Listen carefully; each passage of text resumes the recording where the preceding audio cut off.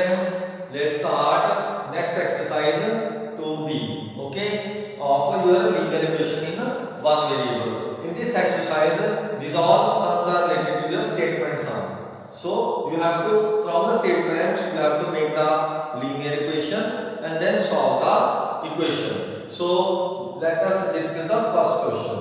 The difference of the two numbers is 15 and the ratio is 3:2. तो जब भी ratio का क्वेश्चन आता है तो let the number जो भी रेशियो वाले नंबर है ना उनके साथ x लगा दो 3x and 2x because the ratio is 3:2 तो numbers ये हो गए. And we have also given that the difference of two. Difference मतलब इन दोनों के बीच का जो डिफरेंस है जो माइनस करके जो आंसर आएगा वो कितना है 15 था ना. तो नाउ द नंबर्स क्या होंगे ये देखो 3x - 2x कितना आ गया 1x कितना आ गया 15 तो x की वैल्यू 15 आ गई. नंबर क्या माने हमने 3x and 2x. So the numbers कौन से होंगे 3 * 15 and 2 * 15 मतलब 45 and 30. ये लिख लो बाद में आप कर सकते हो. इन दोनों के बीच का डिफरेंस कितना है 15. तो इट मींस हमारा आंसर ठीक है. तो similarly you can solve the other parts also. Now let us discuss other questions. So next second में क्या है 1/6 ऑफ अ सर्टेन नंबर. मतलब जैसे इक्वेशन लिखी है ना स्टेटमेंट लिखी हमने वैसे ही मैथमेटिकल फॉर्म में इक्वेशन क्रिएट करनी है. तो हमें नंबर नहीं पता तो नंबर को आप x मान लो, a मान लो, b मान लो, y मान लो. तो let the number is x. कुछ भी मान लो नंबर को पहले. Let the number is x. अब क्वेश्चन क्या है 1/6 ऑफ अ नंबर. 1/6 मतलब 1/6 ऑफ अ नंबर मतलब of x decrease by 4. Decrease by 4 मतलब -4 इज इक्वल टू 1. मतलब जैसे बुक में लिखा मैंने वैसे इक्वेशन बना दी. ऑफ का मतलब मल्टीप्लाई होता है तो ये बन गया x upon 6 minus 4 is equal to 1. तो हमने x की वैल्यू फाइंड करनी है तो 4 को मैं उधर ले जाऊंगा तो इधर माइनस हो रहा है तो उधर जाके प्लस हो जाएगा. तो x की वैल्यू आ गई 5 * 6 मतलब 30. Okay. Now discuss the next question. Okay. Now we have a third question. One number is 3 times of another number. मतलब एक नंबर दूसरे नंबर का 3 टाइम्स है. So let the number is x. मान लो जो नंबर है वो x है. Let the number is x. तो दूसरा नंबर कितना हो गया अदर नंबर कितना हो गया क्योंकि वो उसका 3 टाइम्स है वो हो जाएगा 3x. Okay ना. So now we have given that if 15 is added to both the numbers.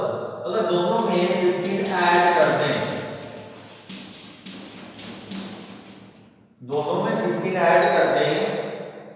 then one of the new number becomes a twice the other.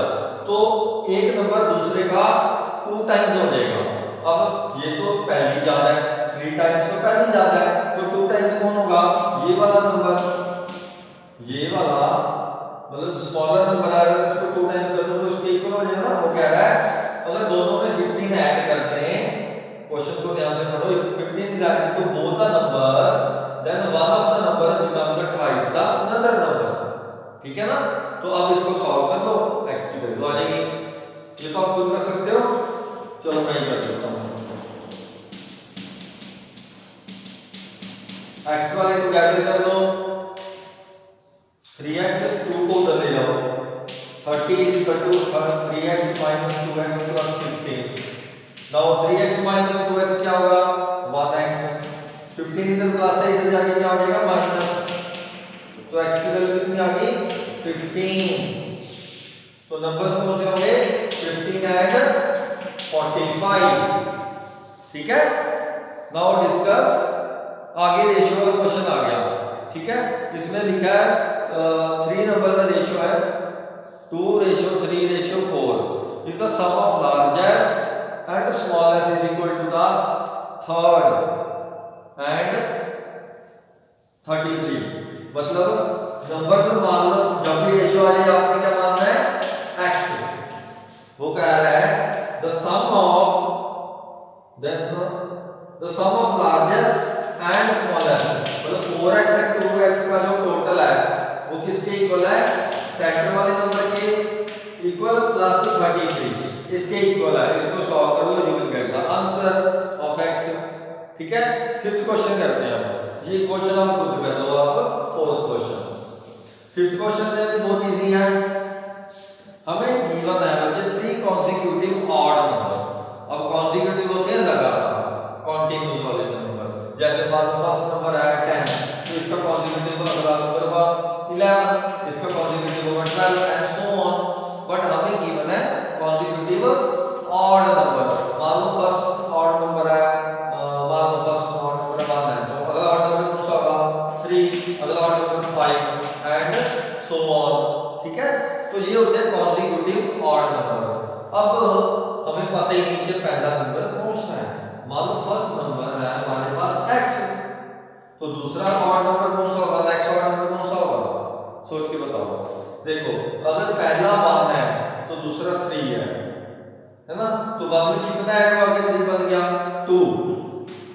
तो इसका मतलब 1 में अगर मैं 2 ऐड करूं तो नेक्स्ट ऑड नंबर बन जाएगा, और 3 में अगर मैं 2 ऐड करूं तो नेक्स्ट ऑड नंबर बन जाएगा, 5 में मैं 2 ऐड करूं तो नेक्स्ट ऑड नंबर बन जाएगा। यही मतलब हुआ ना।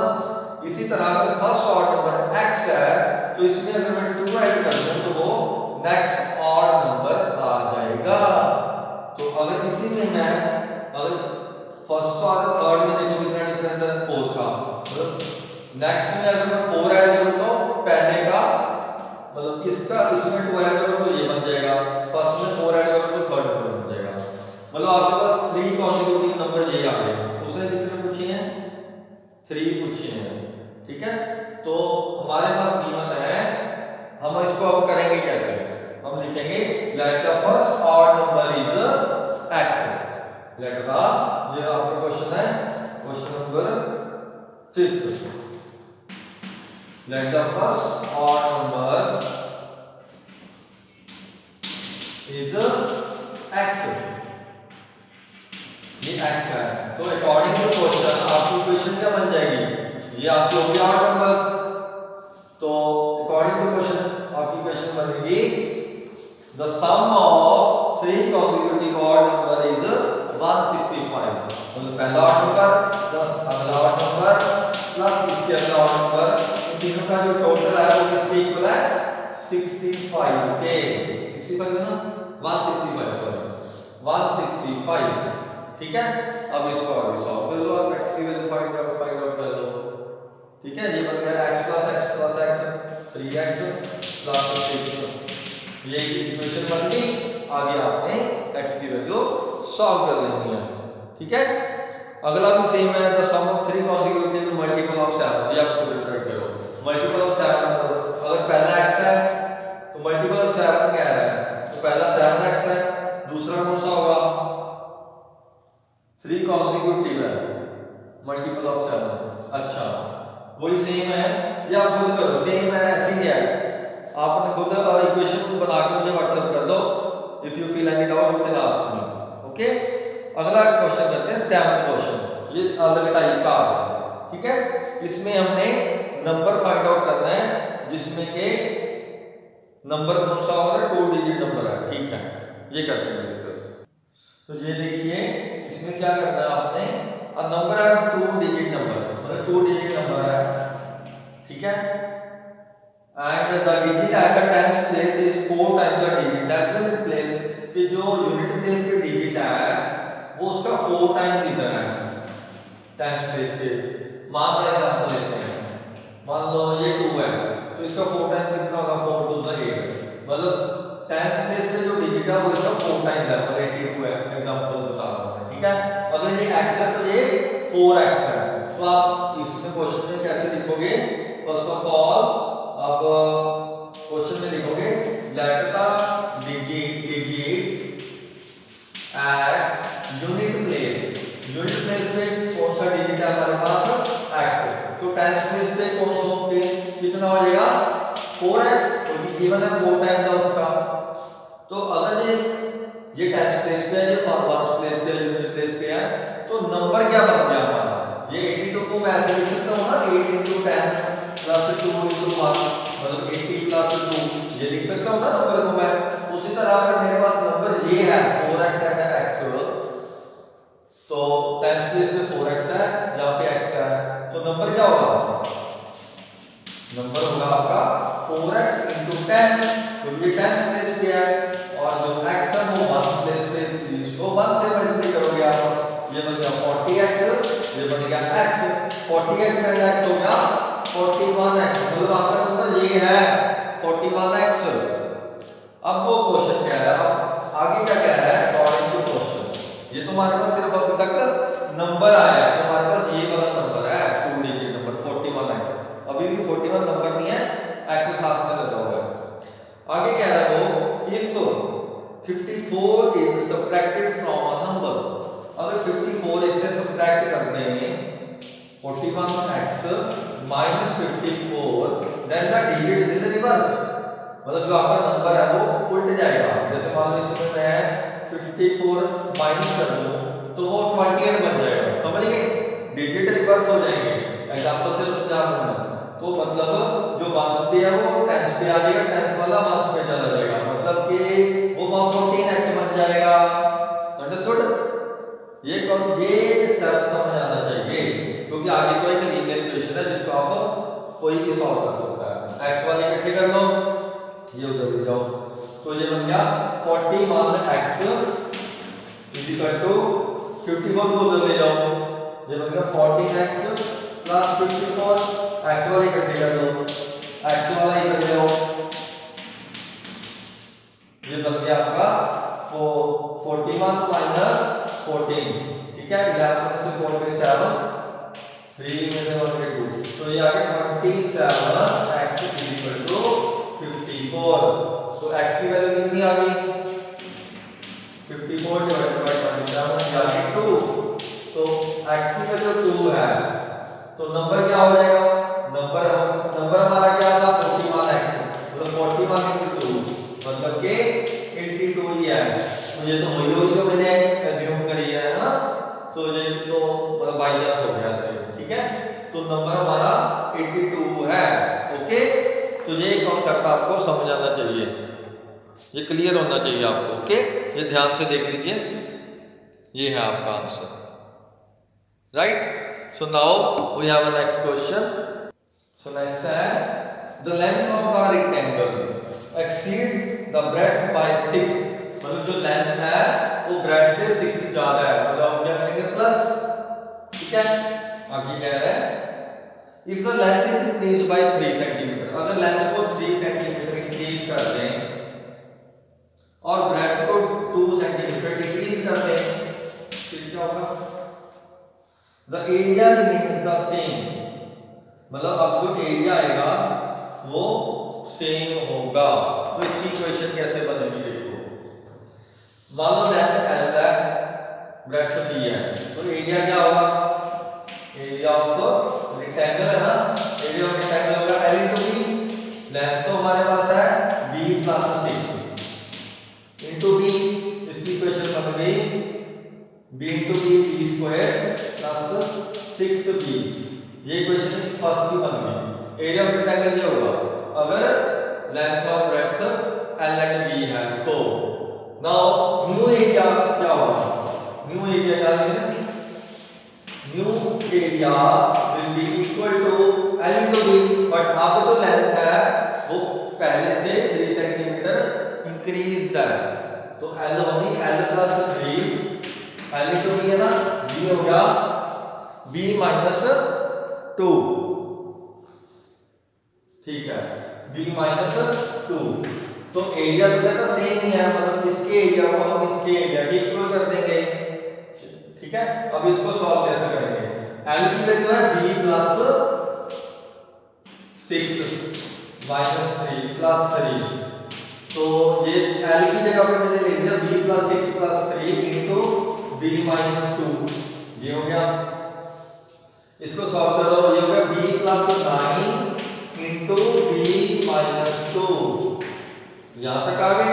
इसको ब्रैकेट को सॉल्व कर लो, first bracket into second bracket. ये कैसे होगा, bracket will multiply with bracket, b into b minus 2 plus 9 into b minus 2।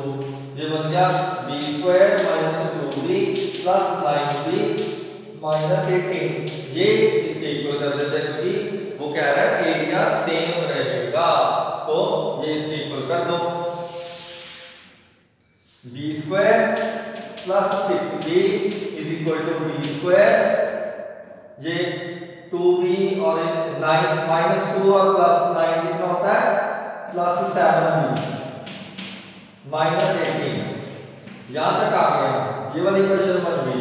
b square देखो अभी इधर भी है और इधर भी है, ये कट गया, मतलब हमारे पास क्वेश्चन क्या बच गया, 6b is equal to 7b minus 18।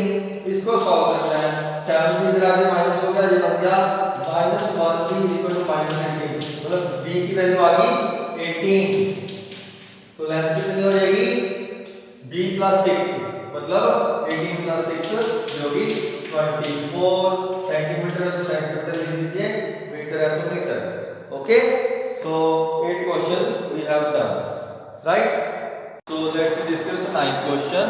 In ninth question we have given that the angles of the triangle are 3x, 2x plus 20 degree and 5x minus 40. So find the angles. well ये तो angle जो है ना ये x की form में है, we have to find the angle in proper number. So we know that the sum of all the angles of the triangle is 180. So that it means first angle plus second angle plus third angle, मतलब इन तीनों का जो total है, मतलब सम ये किसके equal होगा, 180 के, because it is a property of the triangle कि all three angles sum equal to 180. So now take the x term together, open the bracket first of all, when you open the bracket, so now take the x term together, 3x and 2x 5x, 5x and 5x 10x, तो 20 and 40, 20 minus 40 कितना होता है, minus 20, so it is equal to 180. So now we have to find the value of x. तो इधर ये वाला same रहेगा, 20 you can take on that side, it will become plus, क्योंकि ये रूल होता है ना ट्रांसपोजिशन मेथड, ये इधर माइनस है तो उधर जाके प्लस हो जाएगा, तो 10x will be equal to 200, तो x किसके इक्वल आ जाएगा, 200 डिवाइडेड बाय 10 मतलब 20। अब एंगल्स कितने हो जाएंगे, first angle will be equal to, first angle कितना है 3x, तो मतलब 3 into 20, तो 3 into 20, सेकंड एंगल कितना हो जाएगा 2x plus 20, मतलब 2 into 10, सॉरी 2 into 20 plus 20, मतलब 40 plus 20 60 डिग्री होगा, तो मतलब फर्स्ट एंगल हो गया 60, सेकंड आल्सो 60, थर्ड भी तो 60 ही होगा, ठीक है ना, क्योंकि एंगल्स ऑफ प्रॉपर्टी क्या कहती है, ये एंगल्स अगर दो एंगल इक्वल है तो थर्ड एंगल 60 है, तो थर्ड एंगल भी 60 होगा, क्योंकि टोटल 180 है, तो 5 into 20 minus 40, ये भी 60 आएगा, 100 minus 40 60 डिग्री, तो all angles are 60 degree, it means it is a equilateral triangle. Okay, so now 10th question is, one of the angle of the triangle is equal to the sum of other two angles and the ratio of the other two angles is 7:8. तो जब भी ratio में question आता है we will take it as x, उसके साथ x लगा दो, ये सबसे इजी मेथड है। तो let the angles are 7x and 8x, तो थर्ड एंगल किसके इक्वल हो जाएगा, इन दोनों के टोटल के, क्योंकि गिवन है हमें the sum of the two angles is sum of other two angles, तो 8x and 7x 15x, मतलब हमारे पास जो तीन एंगल है वो ये हो गए अब, और तीनों एंगल किसके हैं, ट्रायंगल के, ट्रायंगल के एंगल्स का टोटल कितना होता है 180, तो it mean first angle plus second angle plus third angle जो इनका टोटल के बराबर है, इसका टोटल किसके इक्वल हो जाएगा 180 डिग्री। नाउ सिंपली सॉल्व कर दो, 7 and 8 15, 15 plus 15 30x. So 30x is equal to 180, x will be equal to 6 degree आ गया। तो x की वैल्यू 6 पुट कर दो, हमारे पास एंगल आ जाएंगे। First angle, second angle and third angle. पहला है 7 into 6, सेकंड है 8 into 6, थर्ड है 15 into 6। इनका आंसर लिख दीजिए, you will get the 3 angles. Okay, so now in 11th question we have given that in a bus 2x plus 5 passenger bought 50 paisa ticket or 3x minus 2 bought 75 paisa ticket. If the bus was 48 seater and just full, मतलब 48 seater full है, 48 के 48 full हो गए, तो find the number of passenger of each category. Okay, so I have written the statement, the number of bus passengers bought 50 पैसा ticket कितने हैं, 75 पैसा टिकट वाली कितने पैसेंजर हैं, और टोटल सीट्स 48 है और 48 सीट्स फील्ड है। It means number of passenger into number of पैसे, मतलब इतने पैसेंजर्स ने इतने पैसे दिए प्लस इतने पैसेंजर्स ने इतने पैसे दिए 3x minus 2k। सो तो ये 50 नहीं आएगा यहाँ पे।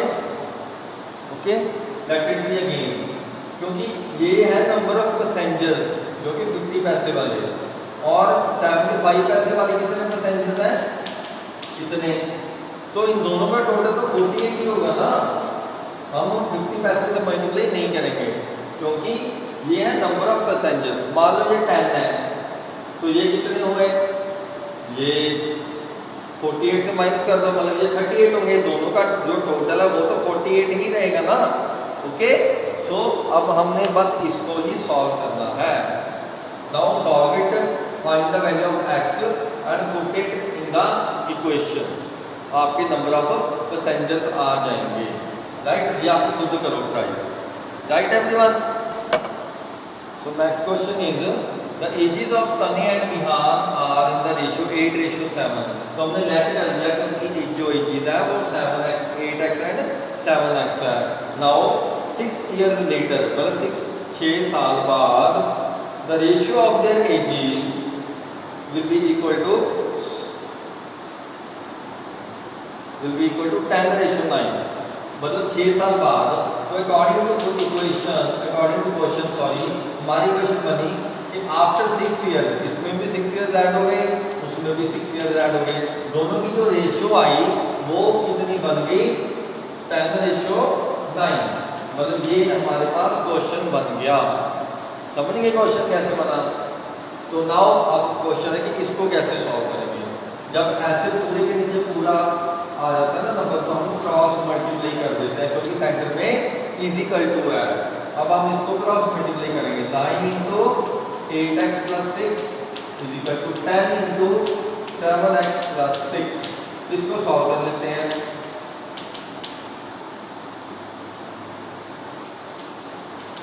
तो 70x plus 60, x term together, ये जब x वाली टर्म इधर आएगी तो माइनस हो जाएगी, ये 54 उधर जाएगा तो ये भी माइनस हो जाएगा।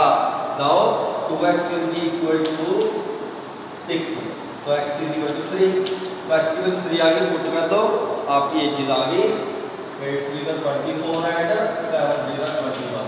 मतलब 24 एंड 21 की प्रेजेंट एज है जो कि क्वेश्चन में उन्होंने पूछी है, right. So student, this is 13th question. We have given that कि अरमान की एज 5 साल पहले, तो हम इसको एज्यूम कर लेंगे the age of Armaan 5 years ago, उसकी कितनी है x, तो अमित की क्या हो जाएगी 3x, ठीक है, क्योंकि वो 3 times है अमित। तो आफ्टर 10 years, मतलब 5 साल पहले तो ये है, आफ्टर 10 years मतलब आफ्टर 15 years हो गया।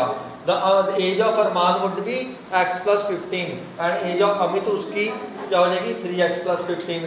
तो age of Arman is twice the age of Amit, यही गिवन है ना, sorry, the age of Amit is twice the age of Arman. इसको सॉल्व कर लेते हैं, you will get the value of x। इसकी वैल्यू आ जाएगी, ये इधर आगे माइनस हो गया, ये आ गया 1x, ये 15 उधर जाके माइनस हो गया, तो x की वैल्यू आ गई 15। तो इसका मतलब 5 साल पहले एज इसकी थी 15, तो अब कितनी होगी? नाउ प्रेजेंट एज क्या है? तो present age of Arman is equal to present age of Arman, मतलब 5 साल पहले थी 15, तो आज हो जाएगी 20 इयर्स, ठीक है। और इसी तरह present age of Amit would be, 5 साल पहले थी 3 टाइम्स ऑफ x, मतलब 15 इंटू 3 45, आज कितनी होगी? 45 प्लस 5 मतलब 50 years. Okay, now we will discuss next question. So 14th question is a boy cover a distance 20 kilometre in 2.5 hours, मतलब ये टाइम गिवन है 2.5 hours and distance is given 20 kilometer, right? We have given partly on foot at the rate of 5 kilometre per hour, मतलब कुछ तो वो तुर के गया, लेट वो तुर के x गया, कितना, कितने आवर में? तो स्पीड गिवन है 5 किलोमीटर पर आवर, मतलब ये स्पीड है 5 किलोमीटर और ये डिस्टेंस उसने x कवर किया। तो हम यहाँ पे लिख लेंगे let the distance covered on foot तो ये कितना गया? x किलोमीटर पर आवर, ठीक है। और बाकी कितना रह गया? अगर x उसने बाय फुट किया तो बाकी डिस्टेंस कितना रहेगा? टोटल 20 है, 20 में से x वो चला गया तुर के, तो बाकी कितना रहेगा? 20 माइनस x, तो 20 माइनस x वो डिस्टेंस है, वो कितनी स्पीड पे गया? 10 किलोमीटर पर आवर की स्पीड, तो इसकी स्पीड है 10 किलोमीटर पर आवर।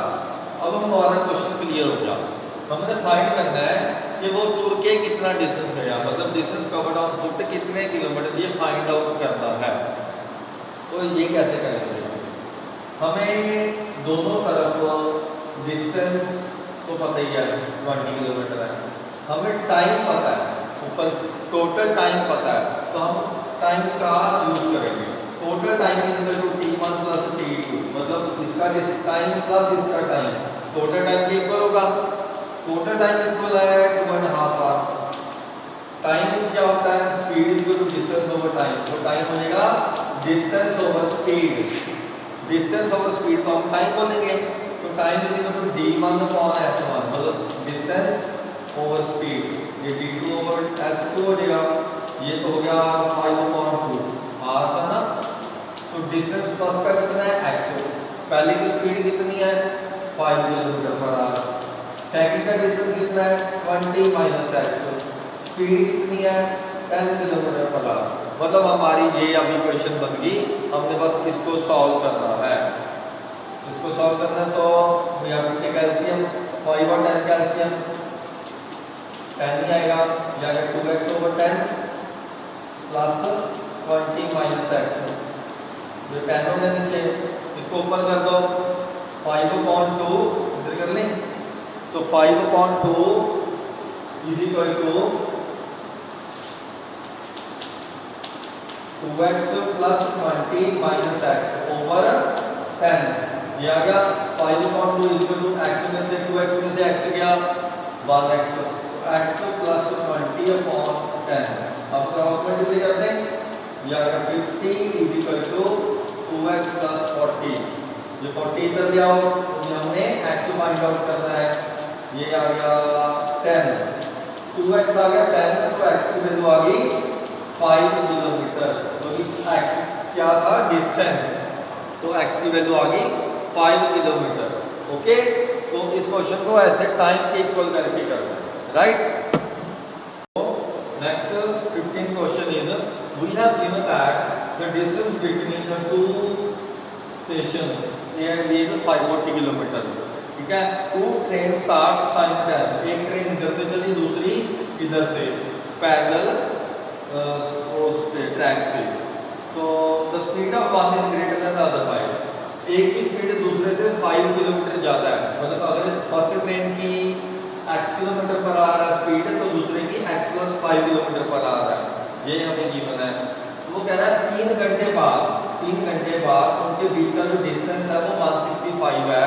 तो फाइंड आउट करो कि दोनों की स्पीड कितनी है, दोनों ट्रेन की स्पीड कितनी है।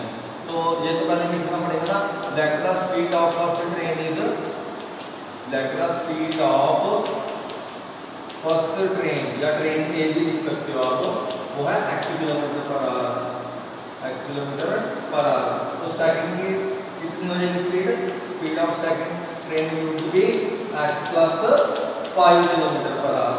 अब क्वेश्चन को करना कैसे है, जो हमें दिया होता है ना उसको बेस बना के करते हैं। हमें गिवन है 540 है एक डिस्टेंस। तो मतलब अगर हम टोटल डिस्टेंस जो है, टोटल डिस्टेंस के इक्वल कर दें, हमें पता है speed is equal to distance over time होता है। तो टाइम किस इक्वल हो जाएगा, डिस्टेंस ओवर स्पीड। तो डिस्टेंस ओवर स्पीड मतलब total distance is equal to d1 plus d2 लिख लो, ठीक होगा ना। पहले का कितने कवर किया प्लस दूसरे ने कितना किया प्लस 165 उनके बीच अभी भी डिस्टेंस है। तो ये होगी इक्वेशन एक तरह की आपकी। तो टोटल डिस्टेंस हमें पता है 540, फर्स्ट डिस्टेंस है मतलब d is equal to speed is equal to distance over time, distance हो जाएगा स्पीड इनटू टाइम। तो स्पीड कितनी है फर्स्ट की x, टाइम कितना है 3 आवर्स, क्योंकि आफ्टर 3 आवर्स लिखा ना, टाइम हमें 3 आवर्स की पता है। दूसरे का डिस्टेंस कितना हो जाएगा, स्पीड इनटू टाइम। पहले स्पीड कितनी है x प्लस 5, टाइम कितना है वही 3 पहले लिख लो आप, प्लस 165। तो मेरे अकॉर्डिंग ये क्वेश्चन बन गई। इसको सॉल्व करके देखते हैं।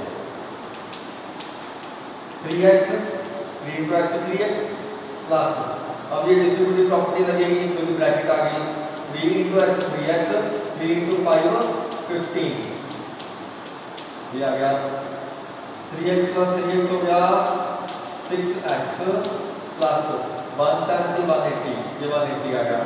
तो अब हमने x वैल्यू फाइंड करनी है, इधर आके माइनस हो जाएगा 540 माइनस 180 कितना होता है भाई, जल्दी बताओ। Yes it is 360। तो 6x इज इक्वल टू 360। तो x की वैल्यू कितनी आ जाएगी, 360 डिवाइडेड बाय 6 मतलब 60। ये x क्या था, हाँ स्पीड ऑफ फर्स्ट ट्रेन। तो स्पीड ऑफ फर्स्ट ट्रेन आ गई, स्पीड 1 निकलो ये आ गई 60 किलोमीटर पर आवर। तो दूसरे की 5 ज़्यादा है मतलब 5 प्लस कर दो, तो speed of second train would be, second निकलो यहाँ पे 65 किलोमीटर पर आवर। तो ये आपका हो गया आंसर। ओके एवरीवन, ध्यान से देख लो, डन। तो student let us discuss 16th question, last question है। तो speed of river is given 4 kilometre per hour. आपका क्वेश्चन है कि अगर बोट 30 किलोमीटर ऊपर जाती है रिवर से, उसका टाइम सेम लगता है कि बोट 60 किलोमीटर नीचे आई विद सेम स्पीड।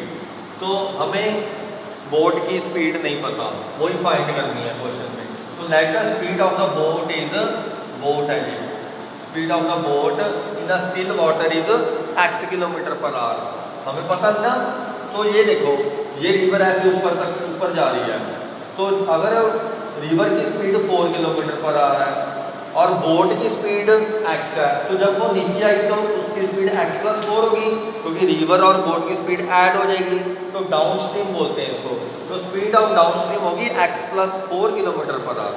जब बोट ऊपर जाएगी तो उसके ऑपोजिट होगा रिवर और बोट की स्पीड, तो x माइनस 4 होगा जब वो अपस्ट्रीम जा रही है। तो इसलिए स्पीड ऑफ अपस्ट्रीम हमेशा क्या होती है, माइनस में। तो x की, क्योंकि x पहले रखा क्योंकि बोट की स्पीड ज़्यादा होगी, तो x minus 4 kilometre per hour. अब हमें गिवन क्या है कि फाइंड, चलो पहले फाइंड क्या करना है, स्पीड ऑफ बोट। हमें गिवन है ये डिस्टेंस, हमें पता है कि ये भी गिवन है कि दोनों का जो टाइम है वो सेम है, मतलब ऊपर जाने का और डाउन स्ट्रीम और अपस्ट्रीम का जो टाइम है वो सेम है। Time is speed is equal to distance over time. तो टाइम क्या हो जाएगा, डिस्टेंस ओवर स्पीड। फर्स्ट का डिस्टेंस कितना कवर किया है, 30 किलोमीटर। कितनी स्पीड से अपस्ट्रीम जा रहा है, 30 किलोमीटर ऊपर जा रहा है, तो स्पीड है x माइनस 4। अब डाउन स्पीड दूसरे की डिस्टेंस कितना है डाउन स्ट्रीम का 60 किलोमीटर विद द स्पीड कौन सी है नीचे आ रहा है तो x+4 हमारे पास ये इक्वेशन बन गई। इसको सॉल्व कर लो, you will get the value of x by cross multiply और x की जो वैल्यू आई वो ही हमारा आंसर है। तो आई थिंक ये आपका क्वेश्चन बहुत अच्छी तरह क्लियर हो गया। If you still feel any doubt you can ask me on WhatsApp. Okay, so thank you, have a nice day.